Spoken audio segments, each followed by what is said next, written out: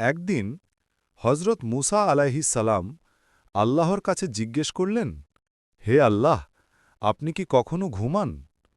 আল্লাহ তাআলা মুসা আলাইহিস সালামকে উত্তর না দিয়ে শিক্ষা দেওয়ার জন্য বললেন, তুমি এক গ্লাস পানি হাতে নিয়ে সারা রাত দাঁড়িয়ে থেকো, কিন্তু পানি যেন না পড়ে।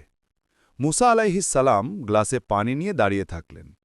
কিছুক্ষণ পর ক্লান্ত হয়ে গেলেন। ঘুম এসে চোখ ভারী হতে লাগল। অবশেষে একসময় ঘুমের ঝাপটা আসতেই তার হাত থেকে গ্লাস পড়ে গেল এবং পানি ছড়িয়ে গেল। তখন আল্লাহ তাআলা মুসা আলাইহিস সালামকে বললেন, হে মুসা, যদি আমি ঘুমিয়ে যাই তাহলে পুরো আসমান জামিনের ব্যবস্থা ছিটকে যাবে, যেমন তোমার এক গ্লাস পানি ঘুমের কারণে পড়ে ছড়িয়ে গেল।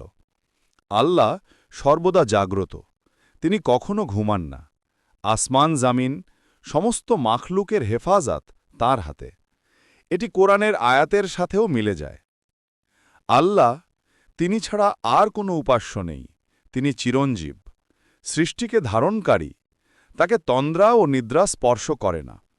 আসমান ও জামিনে যা কিছু আছে সবই তার। সূরা বাকারার ২৫৫ আয়াত, আয়াতুল কুরসি থেকে। দয়া করে সাবস্ক্রাইব করবেন।